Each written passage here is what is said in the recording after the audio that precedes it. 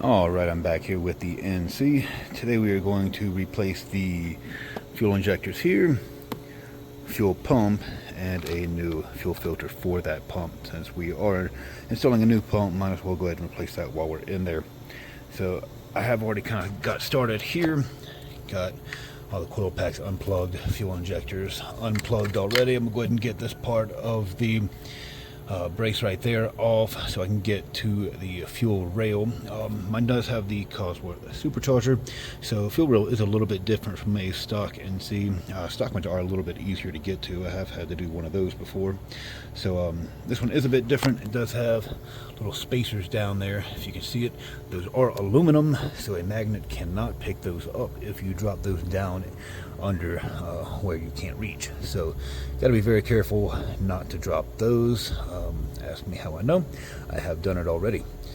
Not today. I did receive the wrong injectors to begin with, so this will be my second attempt at this. Alright, so now I have all those wires kind of pulled back with zip ties so that fuel rail is nice and exposed. So I'm going to pull these off just one at a time. It's just this bolt here and this one here to get that fuel rail up. So I do want to mention, before I did this, I did go ahead and pull the fuse for the fuel pump and went ahead and let the engine die after pulling that fuel pump, just to get the pressure down in that fuel rail. And then you also want to go ahead and remove the cap for the fuel filler as well. So I'm going to go ahead and do that. Like I said, I just have to be very careful not to drop those spacers down, because I cannot use a magnet or anything to get those out. And I did have a few choice words last time I did do that, so do not want to have a repeat of that today. Alright, so I got the old ones out here. Those are the ones with the kit originally. New 550cc's right here from Dishworks. Got the lube right there to get those put back in with, just to get those O-rings to slide in without binding up. So I'm going to go ahead and get them put back in the fuel rail here and get those put back in. I did go ahead, for anyone that does have the Supercharger, I just put zip ties on these guys. That way I can kind of hold them as I remove that rail. And then when it goes back in, it's kind of when I dropped it last time. Even if it does fall this time, I at least have something to try to grab onto. So just something extra there. Alright, so now I have all of them installed into the rail here. I did find some little packing peanuts pushed down the hole here, just so I could blow some compressed air down through there and get all the dirt out of that valley while I had the fuel rail out. So I'm going to go ahead and install the fuel rail now, and then I'll get everything wired back up and I'll get started on that fuel pump. Alright, so the first step here is removing the seat. It is 4 14mm bolts that hold the seat in, along with this harness here. It does have a smaller clip in there. You'll push in on this piece down inside, and then you'll pull back on this. It's kind of like a lever, and then that releases that. So now that that's out, we're going to work on some of this trim here and then the center console, so we can get all of that out, and then we'll get back and gain access over to that fuel pump. Alright, so for the center console, you do have one screw there under that little cup holder plate, two right there once you pop out that little piece, and then you have one right here, and don't forget the little slide guy, you will have another one right here. So get that shift knob off, kind of push your parking brake right there up some, and then you can get this guy out of here. Alright, so that would just kind of needs to be up. Turn it kind of toward this way here, and you can get it over the shift boot. Mine only has this connector connected for the power windows, so I don't have this one or this one connected. It is kind of a pain in the butt to get off sometimes, because it is facing inside and you can't get to it because of the parking brake on the other side. So you kind of have to reach around to where that tab is and get it. I just used a small screwdriver and then push down on it, and I was able to get it.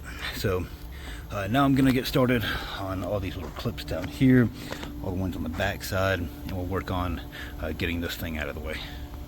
Alright, so this guy does have a good bit of clips on it, so just get all those removed. Then get these trim pieces here out. These guys here off. All this kind of just pops off. Just try to be careful not to break any of the clips, but mainly that's kind of it here. No screws or nothing, just a lot of clips. So just go through, make sure you got them all out before you start yanking, and like I said, try not to bust the clips. So there we go. Now we have access to this guy. We're going to go ahead and pop that off. It does have an arrow right there showing which way that it gets put back on as well. Alright, so once you get those 3 screws out, you do have the connector to undo here. Pretty simple, just push down, pull up. This guy, if you've never done one of these before, they do have these clips on the side here. You need to get those over this little notch right there. So even with the system kind of depressurized, it will kind of spill a little bit of fluid. So just have your rag handy when you pull that off to kind of catch as much as you can. And now we're gonna clean this up a little bit and then get this guy out of here. Alright, so we got this guy out. Now do be careful of your gasket here. I was having a hard time actually finding a replacement for that, so do be careful with it. So those little guys right there, the little screws, I just used a little stubby. 2 of them were actually pretty tight, so just be careful if you are using any kind of battery powered tool or something, you don't strip those guys out. So we got it out right here.